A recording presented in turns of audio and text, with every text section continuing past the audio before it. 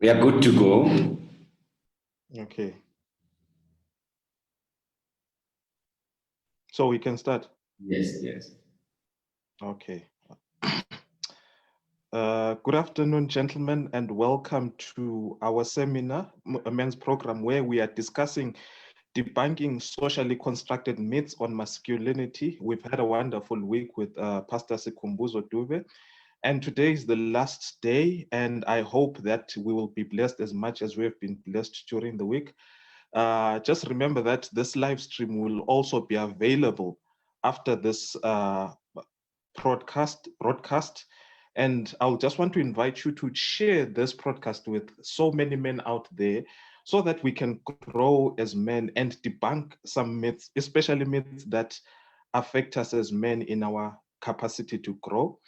So we will just have a short word of prayer before we start, and then we will hand over to Pastor Dube to take us through the lesson that he has prepared for us this afternoon. Let us bow our heads as we pray. Father, what in heaven, we are so grateful and thankful for the experiences that you have given Pastor Dube, that he might share with us so that we may grow as men and become better men.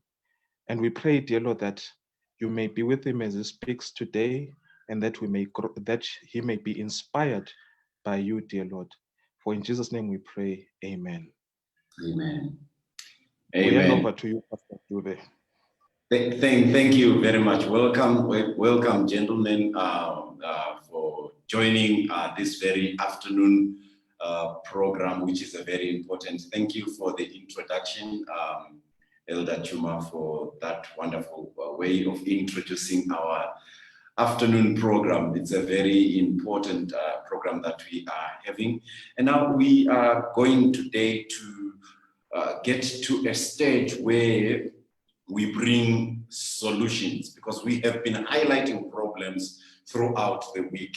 And it is very important for us to then come to a place where we provide solutions. And so I'm so pleased that we are going to get to that very stage today. And so yesterday we asked some critical questions, and we spoke about the very fact that all these myths that we are dealing with, they are socially constructed. They are governed by social norms. They are resulting from the socialization in which the way in which we were brought up. And so whenever you look at whatever is troubling men, that is stalling the progress of men, it is because there are social yardsticks that have been put that really make us to behave in the way that we behaved. And this week we basically looked at 4 myths, and the first one was the myth of masculinity, that we said is the base. Allow me to come into the kitchen.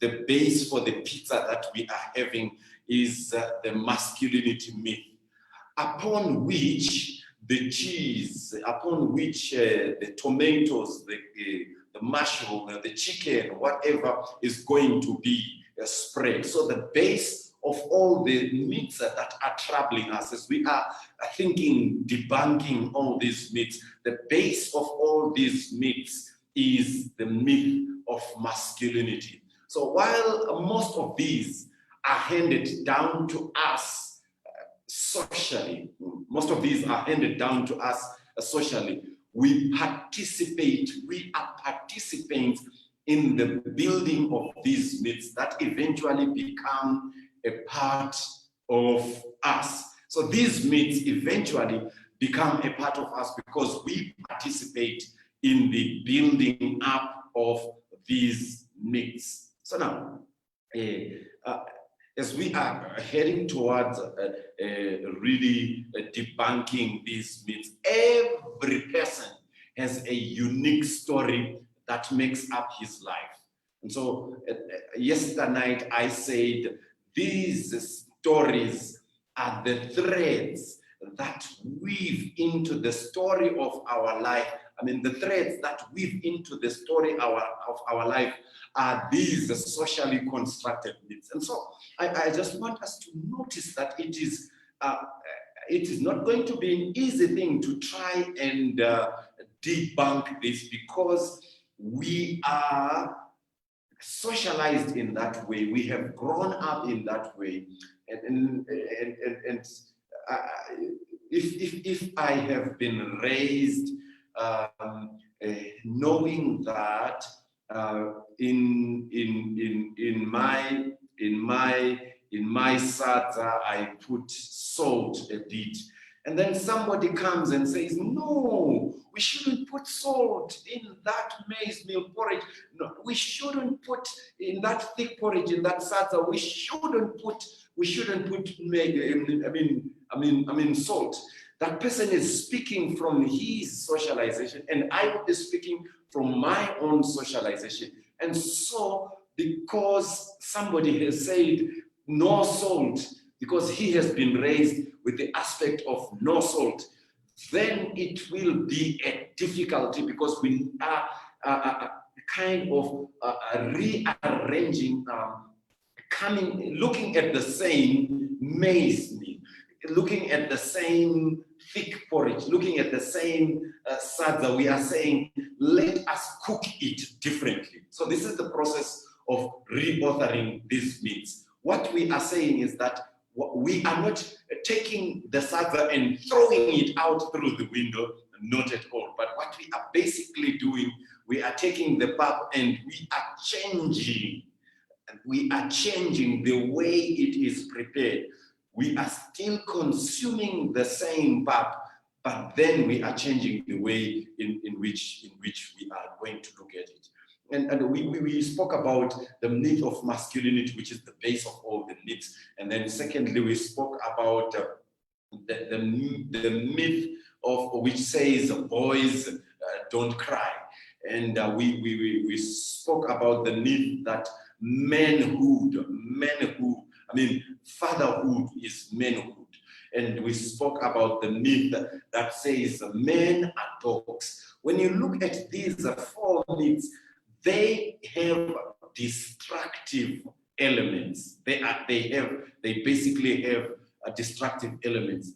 These myths have become lenses through which the binoculars through which we view or we interpret life's events. So whenever you look at the behavior of an individual, know that behind the behavior of that individual is a story. I believe that if you understand somebody's behavior and if you don't judge somebody else's behavior, this is the foundation for your ability to change that kind of a behavior. So what we've been doing throughout the week is understanding why we behave in the way that we behave. We behave in the way that we behave because of these myths that have been socially handed down to us, and we participated in the building up of these myths. And we are saying it is high time that we reconstruct these myths so that these myths can become very beneficial to us. Okay, since I am not preaching, my brothers are here with me. What could be, this is one of the most, let me pick the most destructive of myths. Men are dogs. What could be the benefit of that kind of a myth? I don't know who wants to pick it there. Kolide, Chuma, Stole, who wants to pick it? What could be the benefit of the men are dogs myth? Is there any good side of it? Because basically we are seeing the bad side. It is something that causes destruction to marriages. Is there any good side? Okay. Kolide, I think you're already there. You know what, Pastor? Probably in the old days, it made one feel a champion. But as time moves on, you begin to realize that this is actually making us, when you say men are dogs, it is making us behave without boundaries, without control. And so there is no benefit that we derive from that statement to say men are dogs. Maybe in the 80s, 70s, it made one feel a champion, but now there's no benefit. Okay. Now there is no benefit. Golide is saying we can't have any benefit from that kind of a situation where we say men are dogs. How can we benefit from such an issue? Even maybe when we look at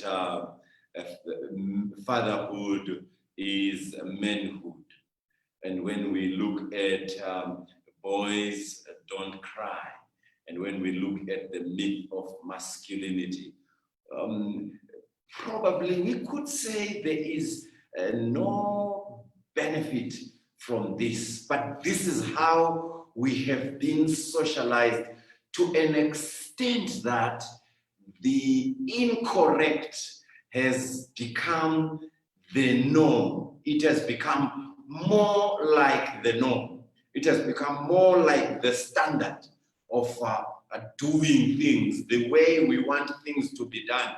It has become more like the common practice of doing things. And when we are doing whatever we are doing, we are saying,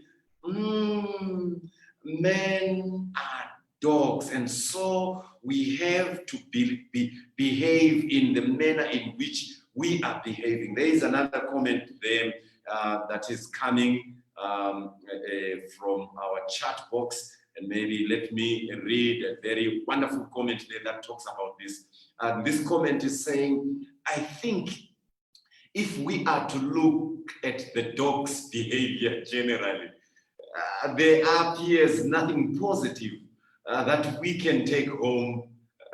Honestly, there is nothing positive that we can take home from the behavior of a dog. And so why should the men are dogs myth have a benefit? So this speaker actually says, when I'm looking at this, I don't really see the kind of benefits that we can derive from the men are dogs myth.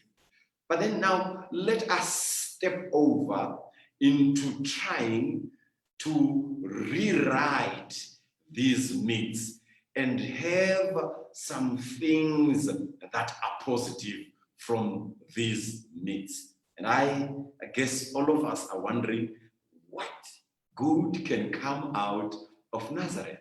What good can come out of Nazareth? So there are steps that we can follow as we are reauthoring the myths. Edward P. Wimberley talks about this, and he identifies 4 categories that are very important in reauthoring our myths. 4 steps, rather. Pardon me for saying categories. 4 steps that are very important.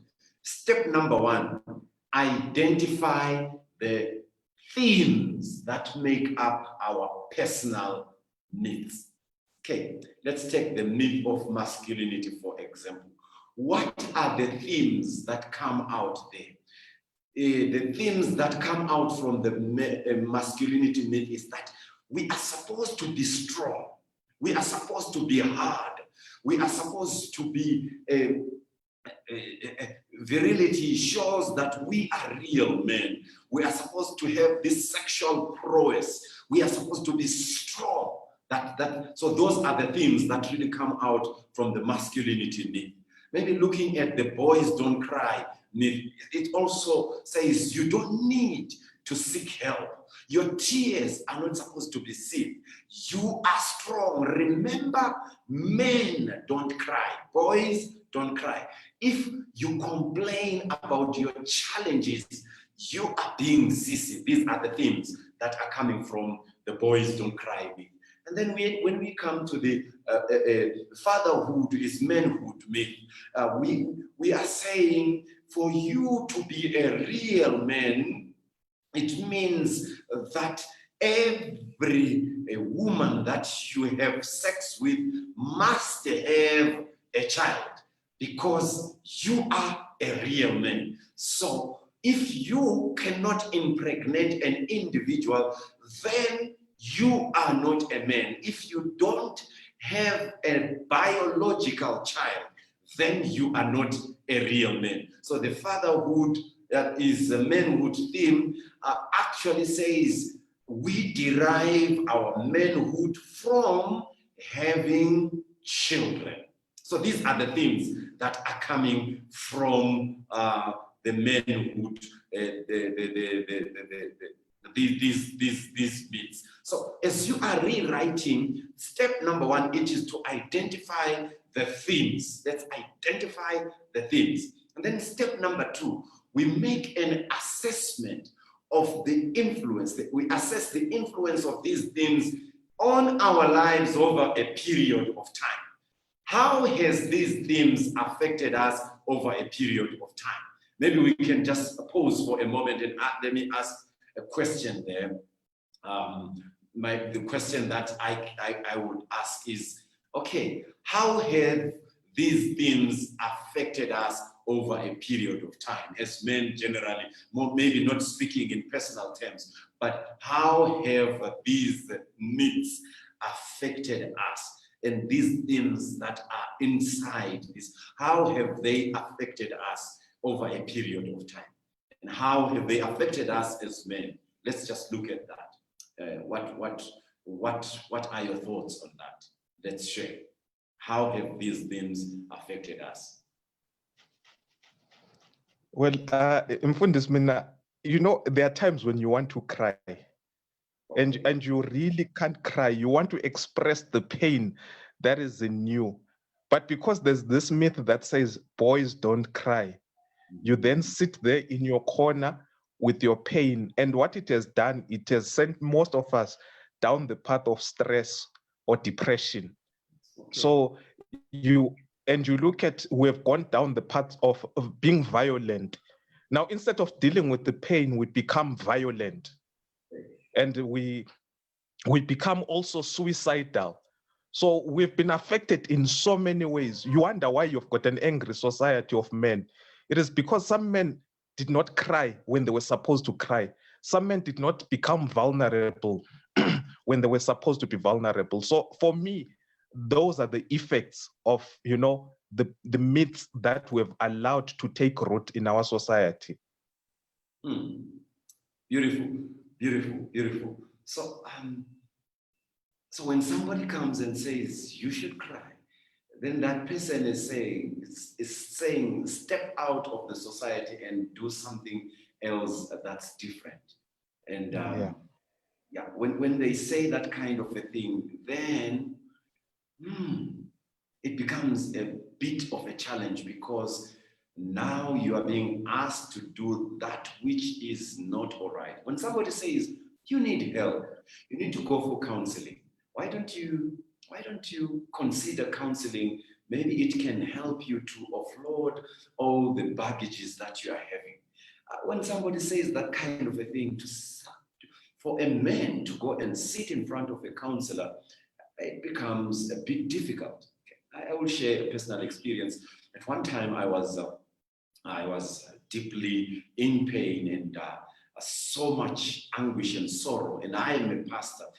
For me to go and sit in front of a counselor, it took loads of strength to go and sit there and offload the pain that was in me. It really took that kind of an effort, but I am grateful that I did that thing, that I took my time to sit in front of someone and really offload and offload and offload. Boys don't cry. Tears welled up in my eyes as I shared the pain that I was going through. But that really helped me to come to a point where I say, I think now I can look at my pain in a more different way. So it is very, very important to consider the fact that these myths may have had a destructive element in our lives, and probably these myths may have had a constructive element in our life. So step number one, it is to identify the themes that make up our personal themes. And step number two, it is to assess the influence of these themes over a period of time. And as we are assessing their influence, this assessment determines if the themes are growth facilitating or growth inhibiting, and whether they are contributing to us being wounded healers or rather remaining the wounded walkie. Because we have wounds that come from our past. You know, some of us may have had circumstances surrounding our birth may have been painful. Maybe the story of our life has been horrible. Maybe we have passed through the dark valley of despair and we have been wounded. But then to add insult to injury, there are these myths that pile up upon us. We are men. We don't need to cry.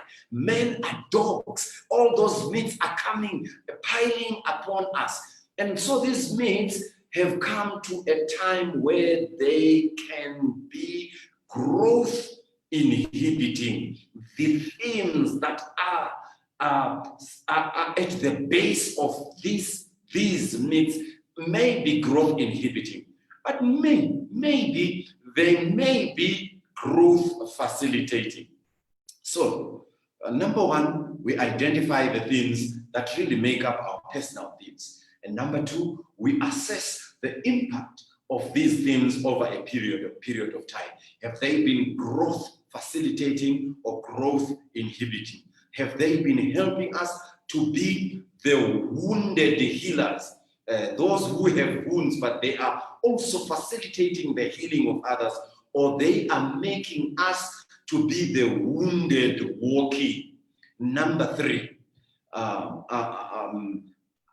we need to attempt to discern God's presence or a spiritual force at work in transforming these themes into themes of a wounded healer. Basically, what we are doing here is we cannot change these things on our own. We need the power of God to come into our lives, and the God factor is the spiritual force that changes these myths, like the men are dogs myth. Somebody may have grown up in a family where this is not a problem, where exchanging women like stockings is not a problem, where planting children geographically, child spacing geographically has not been a problem. Someone may have grown in that kind of a situation. And when we are talking and saying we need to debunk this kind of a myth, yes, it has been growth inhibiting because there are so many destructive elements. This person cannot establish a lifelong relationship. They cannot commit themselves to a lifelong relationship. And so because of this person cannot really change this on his own. He needs a spiritual force at work that can transform these themes into themes of a wounded healer, so that he will be able to look back and say, I once was like this, but I threw out the myth that really was destructive in my life. So point number one, we identify the themes that make up our personal themes. And then point number two, we assess those themes, the impact of those themes over a period of time. When we are assessing the impact of these themes, we are checking whether they have been growth facilitating or growth inhibiting. And number two, number three, we attempt to discern God's presence, to check God's presence in whatever we are doing. The God moment is a very important moment. The God purpose is very important. He should be a spiritual force in that regard. And then the fourth thing is to make plans to alter the themes of personal need in order to increase possibilities of growth. So we need to alter the themes of the personal need that we are having in order to increase our possibility of growth. Let me pick the men are dogs myth. Let me just pick that kind of a myth. As we started, I said, can there be any good that comes from that? From the men are dogs myth. Can there be any good that comes from this kind of a myth? And we said, maybe not. Maybe there can be no good that comes from these myths. And so I want us to take these 4 steps. Step number 1, we said we identify the themes. Step number 2, we assess the impact of these themes over a long period of time. And then we check whether they have been growth inhibiting or growth facilitating. And number 3, we also said we need to discern the presence of God in these myths as a spiritual force. And then point number 4, we said we need now to make plans in order to make sure that these myths help us to be wounded healers. Okay, let's take the myth with the myth which says men are dogs. Let's take that one. Let's take that one. Let's identify the things that are there in the men are dogs myth. There are things which are there. Number 1, the theme which is there is those who don't have a wild appetite for women, those who, when they look at women, they don't have this insatiable sexual appetite, and they salivate and they want to pounce on that woman. Those who don't have that kind of an appetite are not real men. That's what this myth basically says. And the other thing is that those, they say that if every time you have sex with a woman, and if that woman, if you had unprotected sex, that woman must be impregnated. If that woman is not impregnated, then it means that you are not a real man. That woman should be divorced and should not be part of the commonwealth. I mean, should not be part of your family, because that woman has not been able to perpetuate your family name. That's part of the men are dogs name. And another element is that those who have a low sex drive are not real men. Those who have erectile dysfunction, those who have all those weaknesses, maybe even a low sperm count, these men don't qualify to be real men. So these are the things. And let's look at whether they are growth inhibiting or growth facilitating. Let's just check whether they are growth inhibiting or growth facilitating. They are growth facilitating in which way? They can be growth facilitating if we reauthor these themes and look at the fact that people who are drowning in this kind of a myth have this one thing in their lives. And what is this one thing that is there in their lives?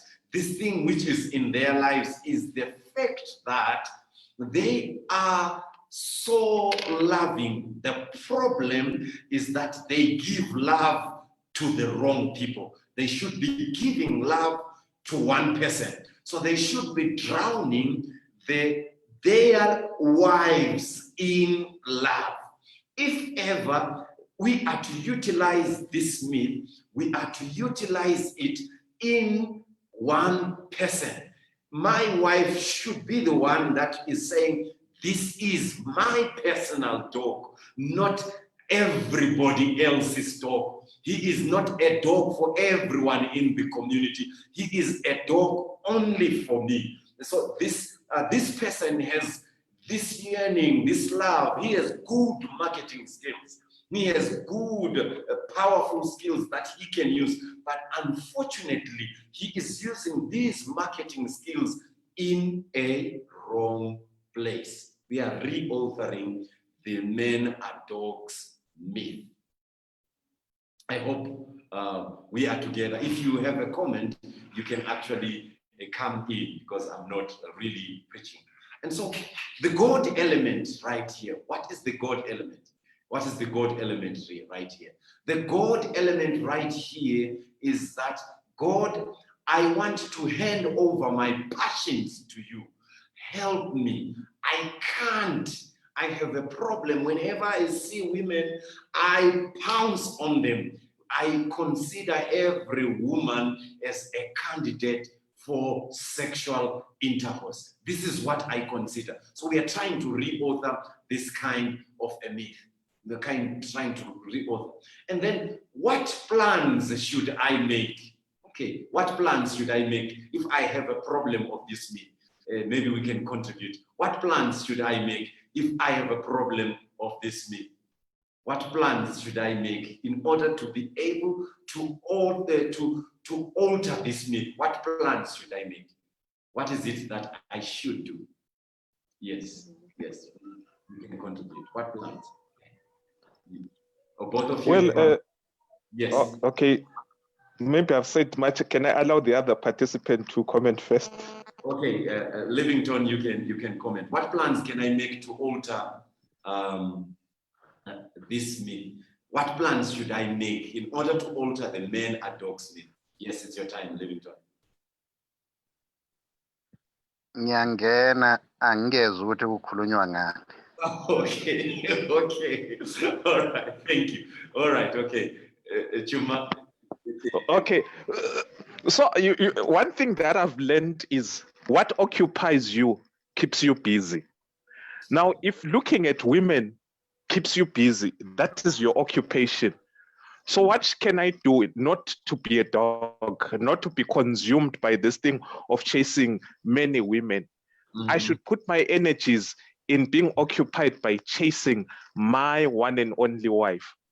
The problem is I split my occupation, and there is no way my occupation can be balanced. I can focus on. So what I'm trying to say is, if I'm chasing a lot of women, that becomes my major occupation. But if I'm chasing my wife, it means that I cultivate her. I make sure that I'm trying to love her and please her. So I think for me, the main focus is, what am I filling my time with? What is occupying me? Because if looking at other women is my occupation, I will never move away from that thing, from that men are dogs, men chase women. But if I begin to say, what is it that satisfies me about my wife? How can I satisfy her? Then I think I will begin to address that myth.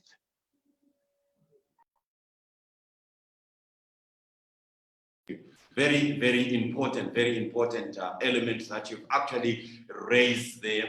What is it that occupies my mind? So I need to make plans in order to make sure that that which occupies my mind is that which is going to be transformative and not destructive. It is going to be growth facilitating and not growth inhibiting. So I need to look at myself and say, okay, I have been moving in this kind of a direction, but I need to change and move in this kind of a direction. How am I going to be alter? How am I going to alter this kind of a thought pattern? So it is very important for us to look at this. And also there is one element in the men are dogs myth that we really need to look at. The men are dogs myth actually looks down upon those who have sexual problems. It really looks down upon them. And we need to help these people. And it has that good element. The only problem is that it looks down upon those who have a sexual dysfunction. But what it actually promotes is that we should be satisfying our wives. And somebody yesterday even asked the question, I should be able to satisfy the woman of my life. I should not be taking her halfway. I should be completing the journey. It is unfortunate that even this myth itself, if I have this insatiable sexual appetite, this terrible, horrendous appetite of sex, I can be too rushy on my wife, and I really don't satisfy her, because I am thinking of satisfying my own thirsty appetite. I may not be taking time to really prepare her for that kind of a thing.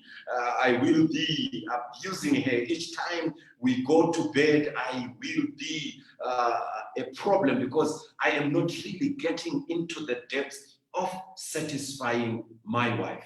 So I should make plans in order to be the real man that is going to be able to satisfy my wife without really going the other way around. So I think this is very, very important. If you have a point there, you can actually unmute and you can contribute. We are talking about the men are dogs myth.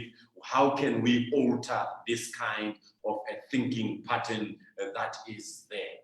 How can we reauthor this kind of a myth so that we have a man who will not live as dogs, but men who are going to live in the right way? So this is one of the things that we are talking about. Any comments, any contributions?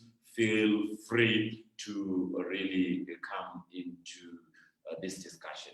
Any comments? Any comments before we continue and look at another myth, trying to reauthor it? Any comment?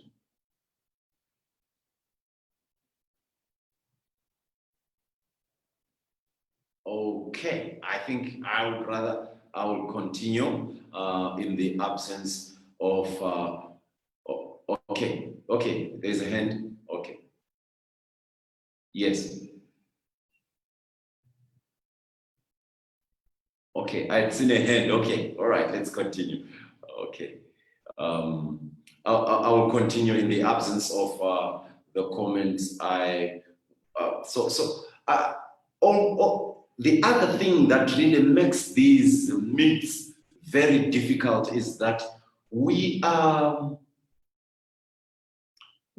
described by the losses that we incur in life, the losses that we incur. The person that has lost the prospect of being a wealthy individual is called a poor man, lost the aspect of wealth.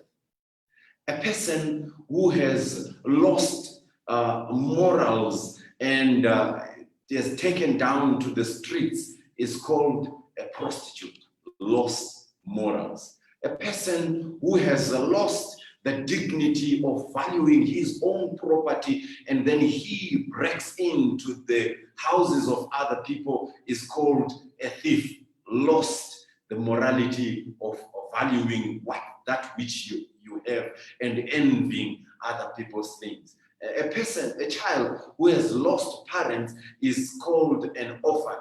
A man who has lost maybe parenthood is called childless. And a man or a woman is called childless.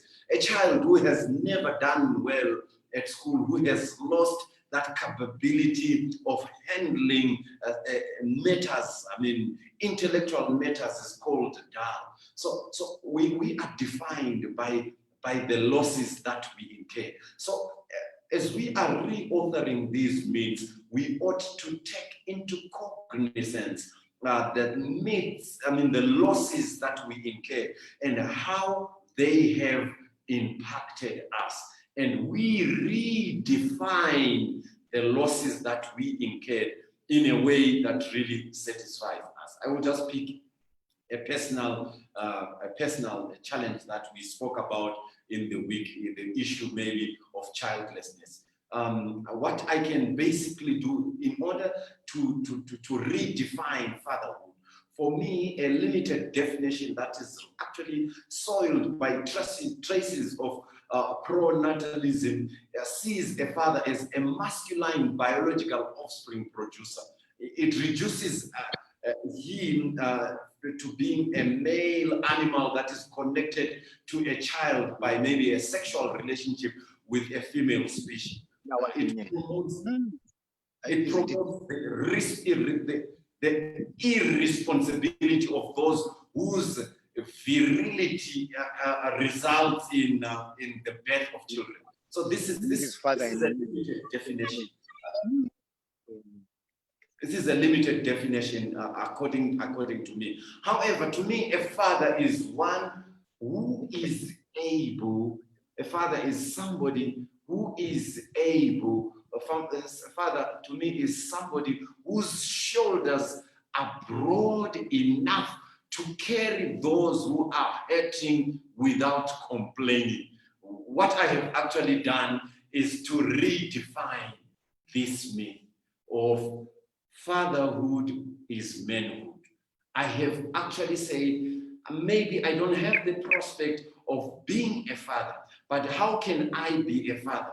I should have a broad shoulders that are so broad enough that I am able to carry everybody else that is around me. So these are the myths that are surrounding us.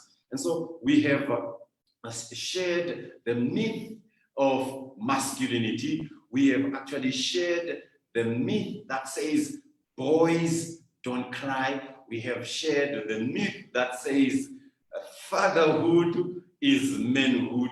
And we have shared the myth that says men are dogs. And we are here to demystify or demythologize or to show the hollowness, to debunk, to remove that which we thought are ideals, and we are putting on the table a level plane, and we are saying what is socially constructed may be destructive to us. What is socially constructed may not really produce the real men that we desire to be. And so here is one thing that may be helpful to us as men. We really need help. The myth of masculinity says we don't need help. You discover a man that is starting up a business, and because of this myth of masculinity, pride says you don't need to go for business consultancy. You just need to start it on your own, and you continue. He fails and fails so many times when seeking for help from those who know business can be helpful. So this myth of masculinity is destructive because it really closes all doors, closes all avenues, closes all thoughts of seeking help in places where we could go many miles by seeking help. We go to a fewer kilometers because we have decided, I'm not going to seek help, I'm going to do it on my own. Maybe you cannot even approach those that have been walking the path of business and have been doing these things and ask them, how do we do this? Pride. You see, the myth of masculinity has a pride-cased cocoon that says, I am a real man. Boys don't cry. I will not seek for help. So it really becomes a problem because of that. And so what we are saying is, as men, let us seek help. Let us step out there and seek help. If I have a sexual dysfunction, why not seek help? If I have problems, I'm still hurting, I'm bleeding, I'm wounded, Why not step out there and seek out counseling, and maybe people can really help me to realize that my problems, the problems that I am having, they can be traced back to the past. And one other thing that we really need to do is to do a genogram. Some of the problems that we are having as a people are emanating from the what we inherited maybe from our parents. When you do a genogram and then you dot and you describe people in your genogram, say the great-grandfather was like this, the father was like this, and the mother was like this, the father, this aunt was like this, you can trace in the dots to check whether this individual was behaving in this way, and you can even see yourself even better. These myths then become even more clearer. So sometimes it can happen that if the father was, allow me to use this word for illustration, if the father was a womanizer and the grandfather was a womanizer and the great-grandfather was a womanizer and the cousin was a womanizer and the other person was a womanizer, it is more likely that I can become a womanizer. And so when I look at that and I say, no, I think I need to break the chain that comes. And there's another comment that is coming here. The challenge that we have is where do we seek help? This is a question. That's the challenge. We are afraid of our matters, of being spread around. We are afraid of judgment. And how do men create an environment to help towards one another? This is a question. It's a comment which is rather a question, and maybe some of us can respond to this question. Now, this is a question. It's a question that maybe some of us can really help. As men, we are afraid. We need to seek help, but we are afraid of seeking help, and we are afraid that if we seek help, our issues will be spread all around. And so when we do that, maybe everybody else will be talking about us. So anyone to help, how do we then step out and help? Anyone to respond to that? How do we step out and seek help?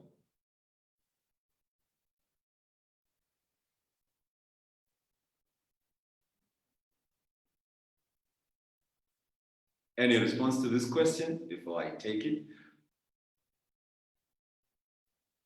Okay, yes, Moyo. Good afternoon, gentlemen.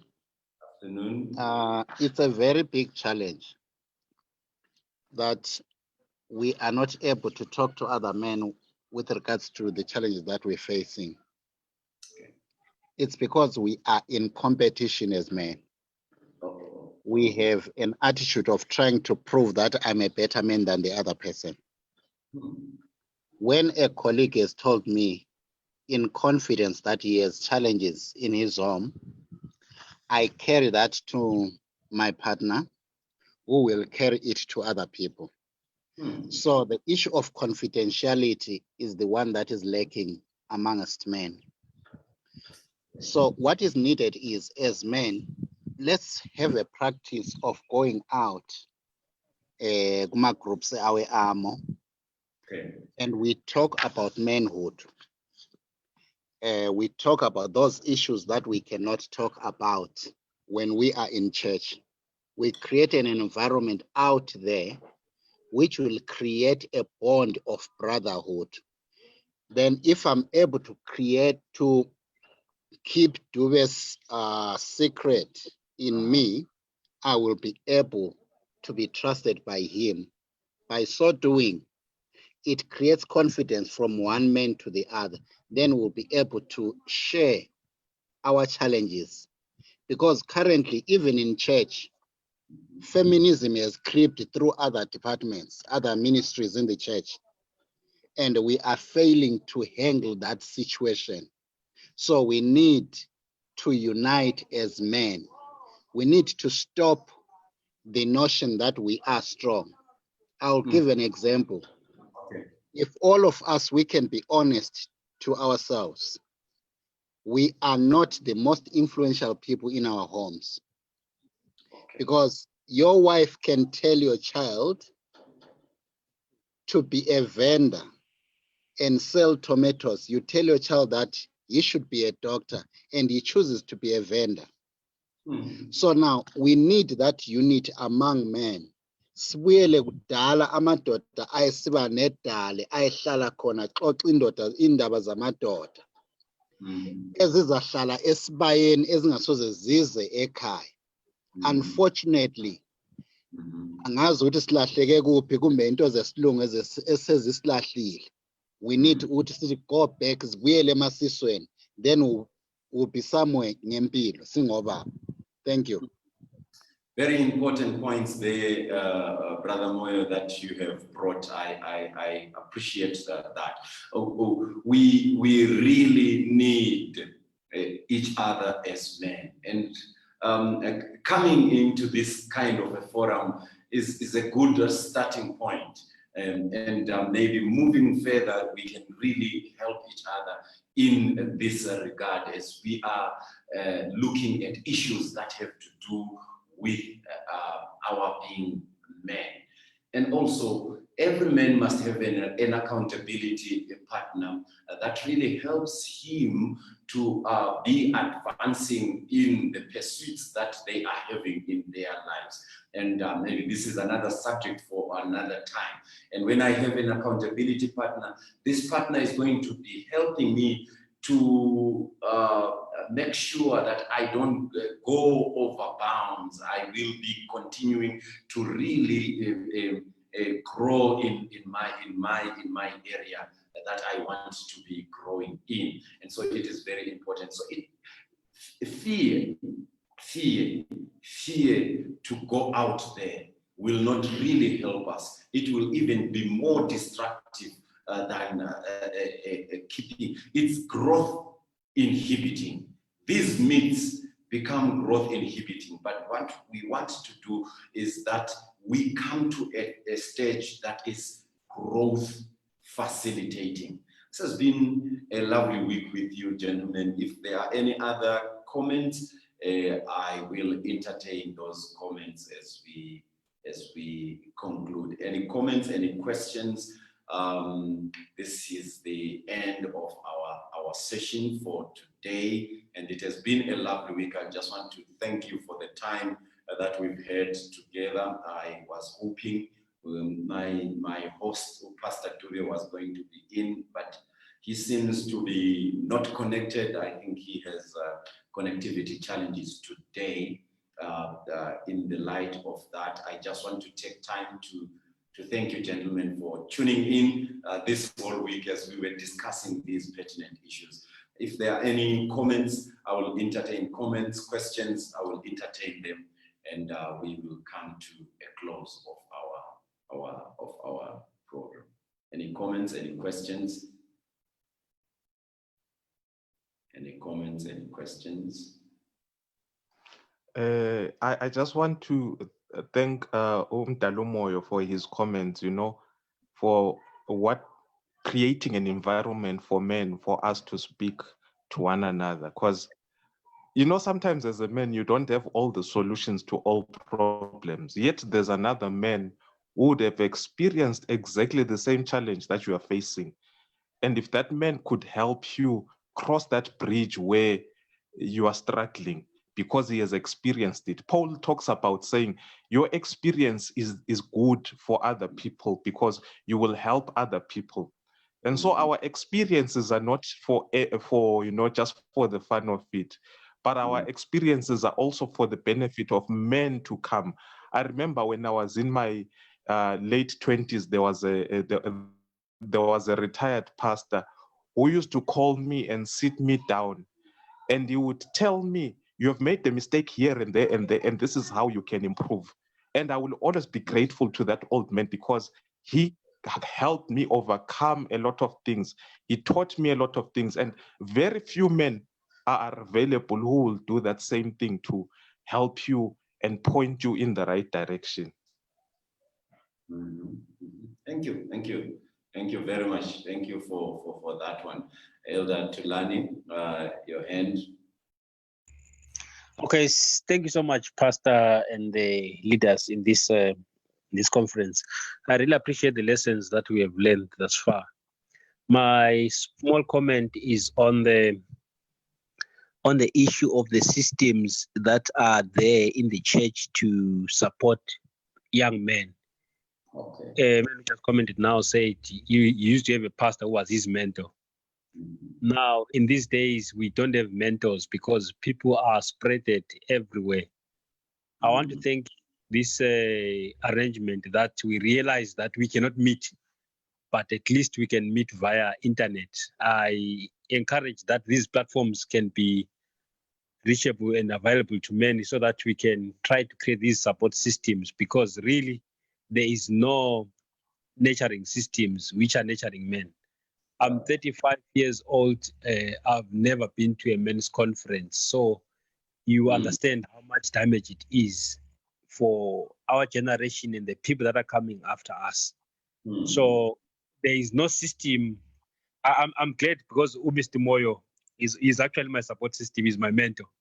Because now and again I'll go and refer to him and ask this and that. So we lack such things everywhere. Thank you. Thank you. So we really need this kind of a support system, Moyo, and we need this support system. Elder Moyo. Mina nginombuzo bafowethu. The fact that Undebele has spoken about the support system in the church. Can a divorcee counsel those who are married so that they cannot divorce? Does a divorcee has the capability of helping those who are divorced, who are married, not to divorce? Okay. Ngifuna ukuzimbone yabo baba. Nanso baba. Gentlemen.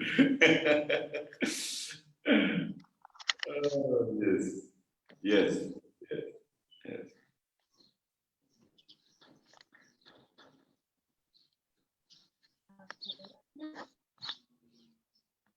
In the absence of their response, let me, okay. How? The question is how? Because already my thinking is against this person. How will he advise? That's my honest thought. Okay. Somebody says this is a very difficult question. It's a very difficult question. We don't know what is at the backdrop of the question. That's one challenge. But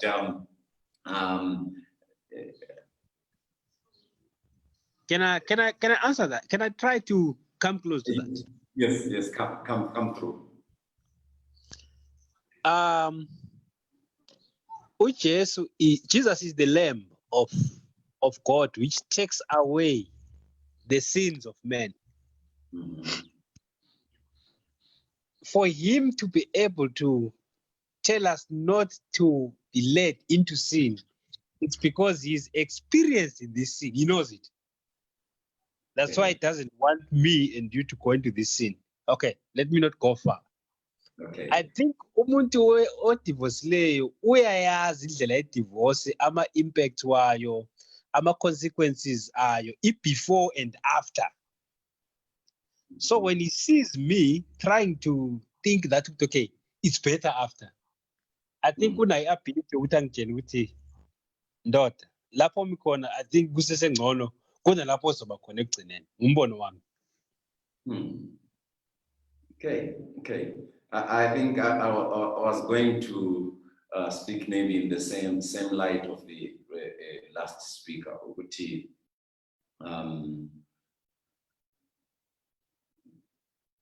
The lesson book of life has taught this individual certain pitfalls that can cause divorce.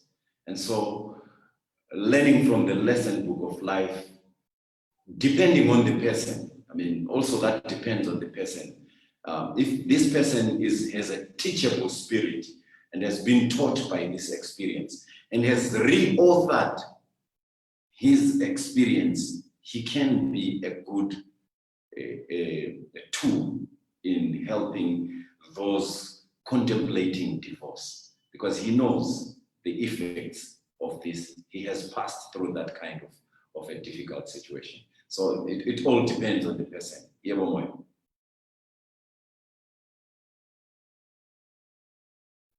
Yes, Moyo. Ngiyabonga, sengiphendulekile, uphenduleke kahle umbuzo. Thank you so much, gentlemen. Right, yeah. Another question. Can amadoda siku-amo discuss ngabantwana abangaphandle?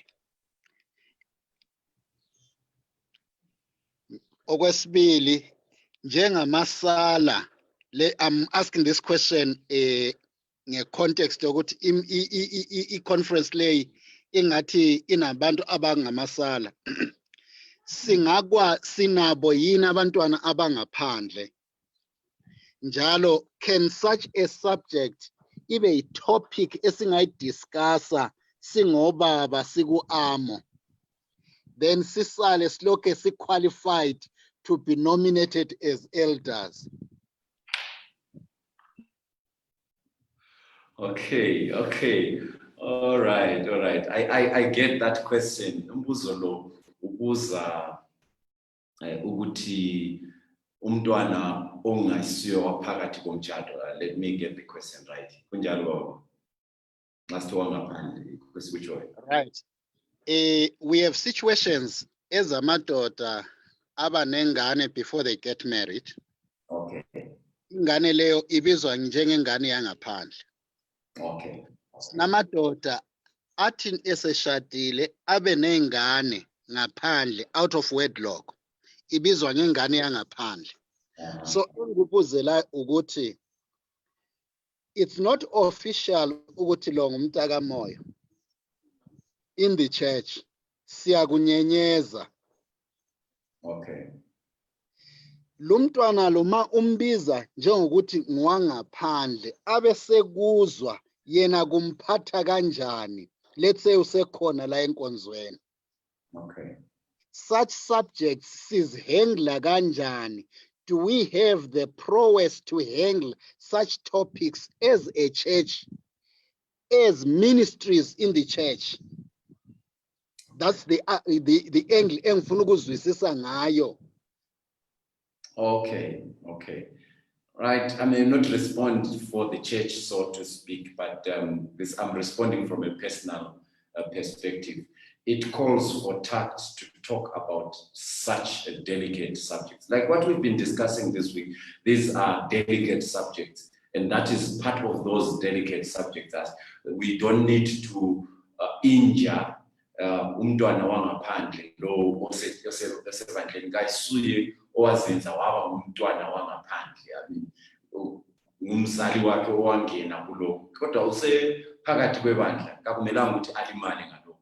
Kodwa nansi indaba yena le kumele ixoxwe ngayo, siphatha njani, sixoxa njani ukuze engalimali. How do we address this issue without injuring this very child? So this, I think it may need us to be careful as we deal with this issue. Yeah.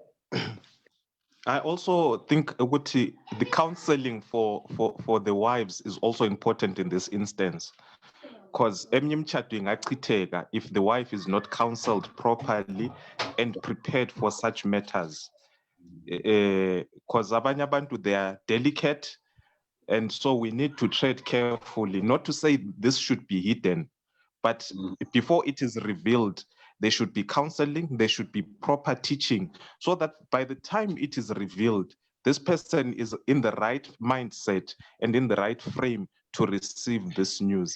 And to talk to abantwana about this is important, because as men, we give children identity. And umntwana maye efihlelwe umzali wakhe, and we keep on hiding this thing from them. What it does, it perpetuates a generation that lacks identity. and that generation keeps on going. And so this child also needs to be freed from a lack of identity and given identity by the father. And so at the end of the day, all parties need to be counseled and helped to get to a point where but we get to a point where we embrace each other.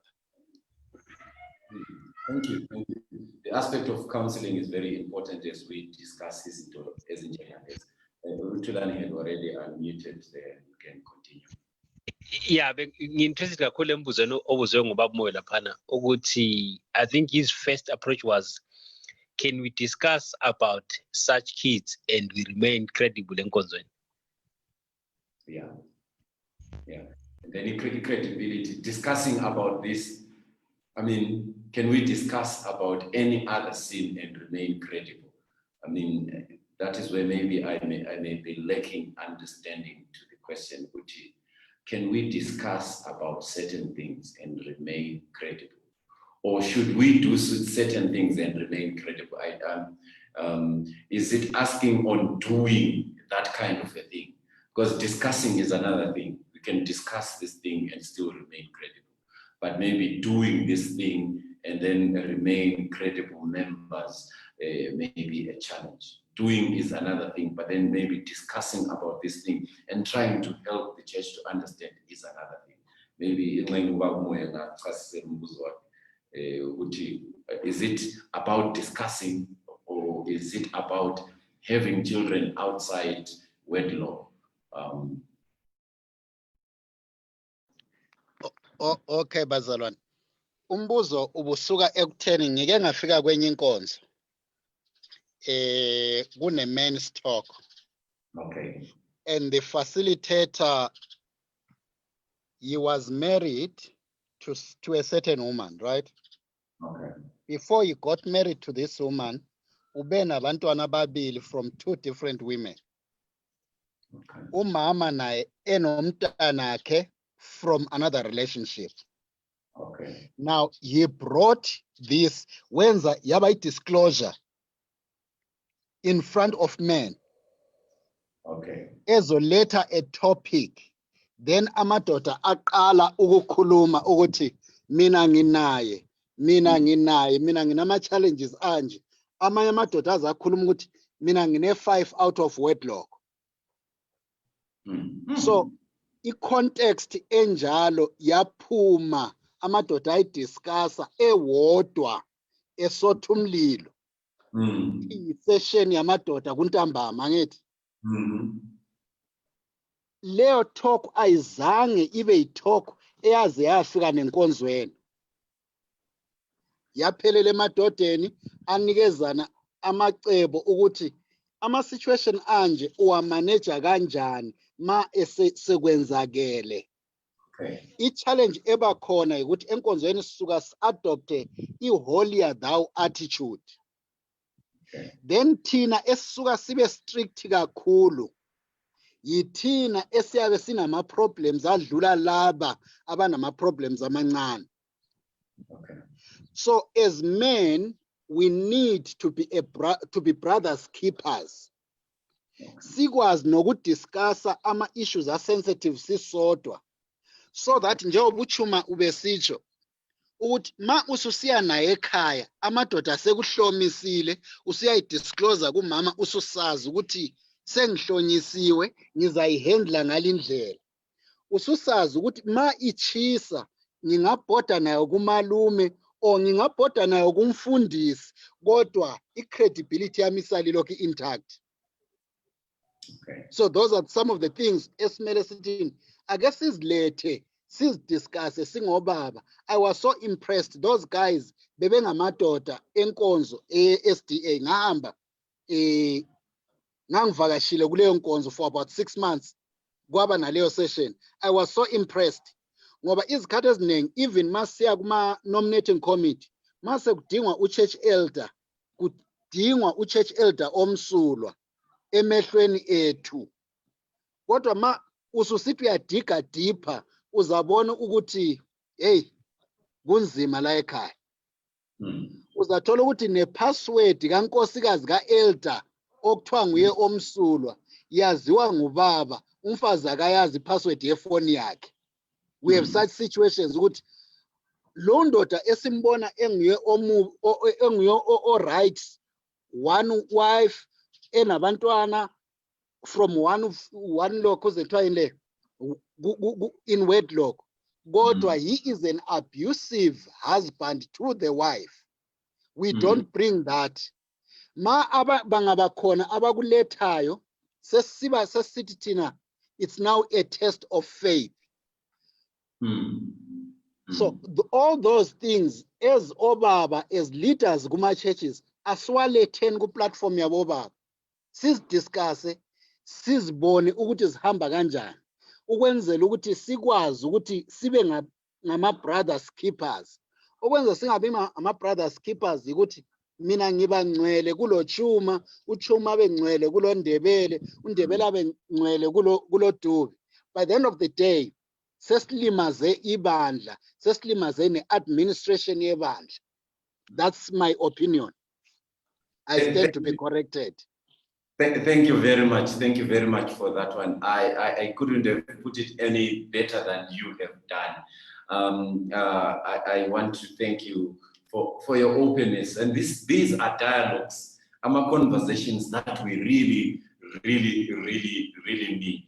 Thamsanqa Tshuma, can I put you on the spot? Thamsanqa Tshuma, he has a podcast where these issues are discussed. You didn't ask me to do that, I'm sorry, but I'm just putting him on the spot.